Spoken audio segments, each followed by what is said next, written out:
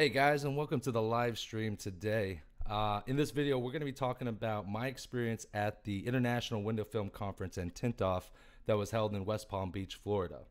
Before then, welcome to Window Tinting Business, where we strive to inform, inspire, and improve you as a professional. As always, my name is Patrick, and if this is your first time watching, if you're interested in window tinting as a side job to improve your current skills or to become a full-time window tinter, start right now by subscribing to the channel. Well, thanks again, everyone, and welcome back to another session of the YouTube live stream. As you can tell, I have upgraded a little bit of my equipment here, and like I said, to be able to better enhance the experience for you guys. Going over just what we're going to be doing today.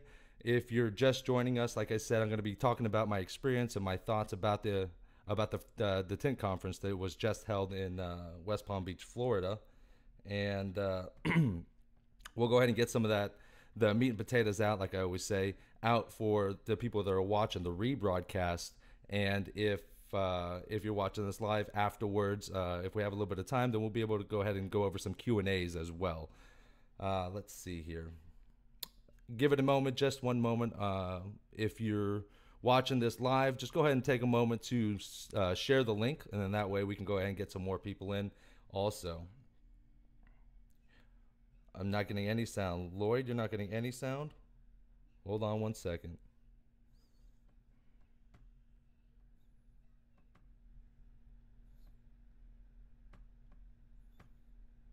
All right, how's the audio now? Can y'all hear me now?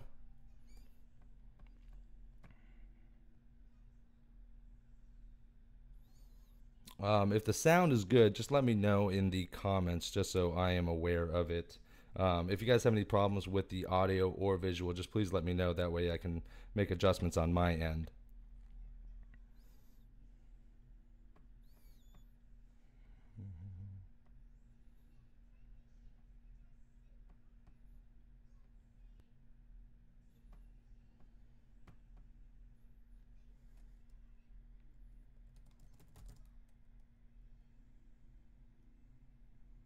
Video fail. Okay.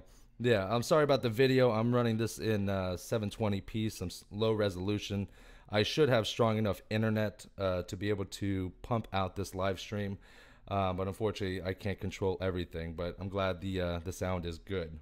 All right, and I'm watching the monitors here for and just monitoring some chats here for you as well, just so I can kind of keep up with you guys. All right, so let's go ahead and get into this. For the event itself, it was held in West Palm Beach, Florida, just this past weekend. It was Wednesday through Friday. So, my opinion, I think it was a really great event. I think that whether you're a competitor or if you're just in the industry and you're looking to attend the conference, I think it's going to be beneficial either way. And now, if you're just going just an attendee and you're not competing, there's a lot of like classes, not just entering it. If you're going to go to the conference and just go to the show floor and kind of check out all the merchandise and the manufacturers and all the suppliers there, I think that's good. But I think you're going to get the most bang for your buck if you go and attend the actual the round tables and the learning section of it as well. I believe this year the floor opened up at 1, and it was open from 1 through 6, 1 o'clock to 6 o'clock. Within that time frame, of course, you can also be watching out all the competitors from PPF to flat glass to auto, and I believe there was like a car section for like chipped windows and things of that nature, and they were competing as well over there within the same floor. But before that, there's always there's training classes that start in the morning, I guess, just to broaden your knowledge. And they had a lot of great guys. Unfortunately, I did not attend those just because my company sent me out there to compete and just to be a part of that section and to be a part of the other, like the knowledge stuff, the learning things, the learning sessions. I just wasn't able to be a part of that. So, but if I had an option, I definitely would join that as well. I think that's going to be your most bang for your buck. If you just show up, it's nice to meet the manufacturers, and it's nice to, network. But if you don't get that whole learning section, then I think you're going to be missing out slightly on that. Now, as a tinner, I thought it was a really great, really great experience because, as you know, I do this YouTube channel, so I'm very active on online as well, and there's a lot of forums online that you can go on and talk to a lot of these guys that are really deep within the industry. So getting an opportunity to meet everyone in person finally after like 2 or 3 years of actually really digging deep into this industry, it was fun. It was good. But I do want to let you know, as a competitor, I guess people say that there's like drama because tenders are prideful people. So when you're not, if you don't win or if you don't place, people start ripping it apart. And I mean, it kind of is what it is. I'm a prideful guy too, and I was in the competition. Now I didn't make the finals. And there were definitely some things that I could have improved on that did not make me anywhere near perfect. But with that said, I would think that if you're a tinner and you own your own business, or you're just going to go and your business is going to send you a good representation, representing yourself good and professionally. But don't bank on coming down to the competition and winning that $10,000. Don't think that $10,000 is in your pocket, because I thought that I had a really good chance of winning the competition. And like I said, I wasn't perfect, but there are a lot of good tinders down there. A lot. I mean, I know a handful of guys that are rock solid. I watched them do their work, and those guys still didn't even make it into the finals. So I mean, it's really tough. So if you're going down there, just don't bank on being just getting that money and winning the competition. Go out there to network. Networking is definitely a good thing too, just because you get to meet all the other guys that own other shops around the country. Maybe if you're primarily a flat glass guy, and maybe you want to network with some auto guys that might be in your area, that can throw you some business, or just collaborate and work and see how y'all can work together to make a little bit of money. Obviously, that's always a plus as well. But at the end of the day, you want to kind of think of it as your vacation. It's the slow time in October. That's why they have it, late September. Excuse me, late September, early October. It's the dead season, so it's a good time for us to get out. Us as tinters, as shop owners, as in the business, it's a good time to get out and have a little bit of a vacation, and enjoy yourself and take your time. And I've never been to the competition, nor have I been to the conference ever. I was really impressed. The manufacturers, they really put their best foot forward. Lumar was there, Apollo was there, Johnson was there. I mean, pretty much everybody was there. And there's a couple other guys that you'd be walking around and meeting. And also, one cool thing too is that you can check out other services. So if you're like a window tinner and you primarily just do window tinting, there was like this solution. I wonder if I have the card here. Hold on.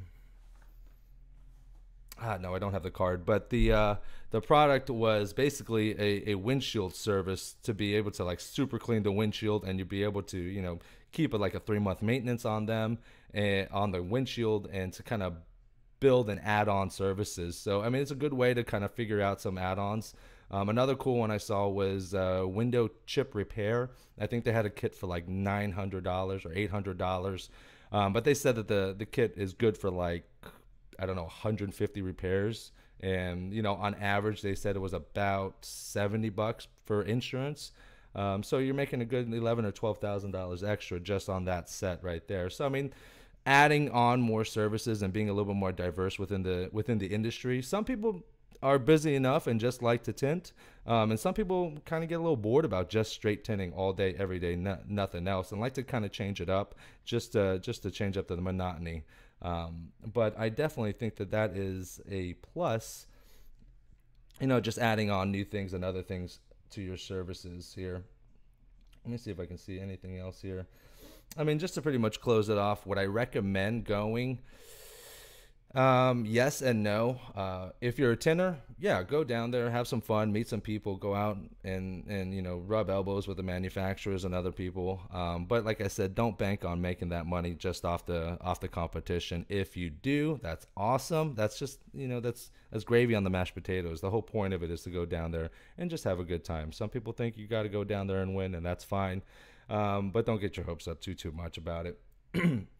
Now, as you're going just as an attendee and you're not a tinner, then at that point, like I said, everyone everyone is constantly learning. You're always constantly learning. If you think the day you think you know everything is the day that you're done learning, and you kind of get left behind in the smoke. So if you're going to go as an attendee, obviously get tickets to the floor. That's super easy to get tickets to the actual floor itself. A lot of people online like post up tickets so that you can get in and get on the floor. But spend the extra couple bucks and get into those learning sessions just so you can kind of broaden your knowledge and make sure you're as sharp as you can be, obviously, because you're still at the end of the day running a business, and you got to stay profitable, and that's that's the name of the game, of course. So if you're just tuning in, like I said, my name is Patrick. This is Window Tinting Business, and if you're not a subscriber and you're interested in window tinting as a side job to improve your current skills or to become a professional window tinter full on, then start right now by subscribing to the channel. And if you are watching the rebroadcast, we're going to be doing these live streams every Sunday, and now the comments disappear after the chat is over. So after the fact, when the video does come back up, if you guys had any suggestions or topics that you guys want to go over, then definitely comment that below for sure, and then that way I can be bringing you guys what you guys want to bring. I don't necessarily do all, like, I don't know how to say it. There's like deep, like, YouTube analytic type things where you gotta like research what people are looking for. I kind of just post what videos that I like, that I think that other tenders would like. I talk about topics that I think other tenders would be interested in, and that's pretty much it. But you guys are the ones that really help me out. If you guys have stuff that you guys want to talk about, then definitely definitely let me know in the comments below. That way I can give you what you guys want as well. But that's pretty much going to wrap it up for that section of the video. Looks like the health is really bad. I'm looking at the updates on it, and it's not looking very good. So if it's real choppy or if it's buffering or anything of that nature, I do apologize. Like I said, I'm still getting I got some new equipment in today, so I want to make sure, not today, but recently I have some new equipment to upgrade the quality of the YouTube and the live streams, excuse me. So but it looks like I still have to fix some bugs in here, because I'm checking out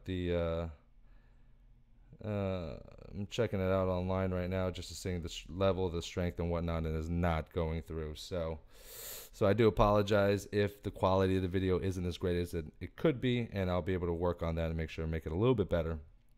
But I do have the live chats activated right here, as you can see on the left side of the screen. And at this time, I can go ahead and do some Q&A if you guys did have some questions.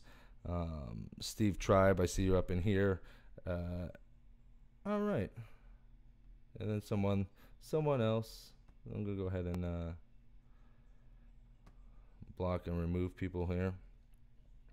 Let's see, Ralph W. Ralph W, what's up?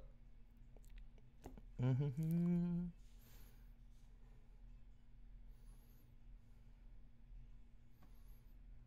wish I could figure out what's going on and why is it so slow. My internet should be strong enough.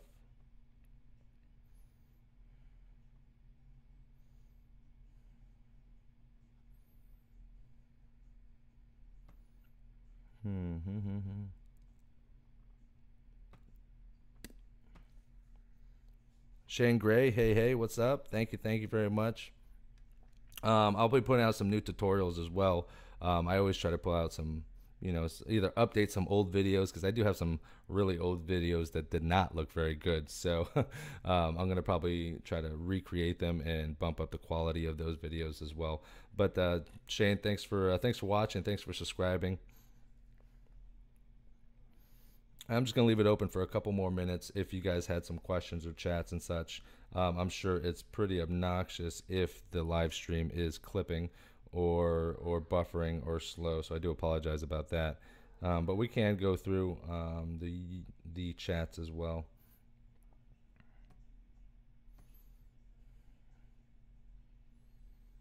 Can you do a video on dot matrix? Yeah, I think I can do a video on explaining dot matrices and what they are and what the purpose of them are. I mean, and I'll go over them briefly with you, Shane.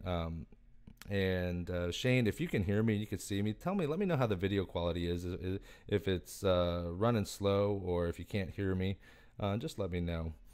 But to answer your question in regards to dot matrix, the dot matrix is that obviously, for you guys that don't know, on vehicles, on cars, mainly the back windshield and the front windshield, there's that dark black, solid black line that goes around the perimeter of the front windshield or back windshield.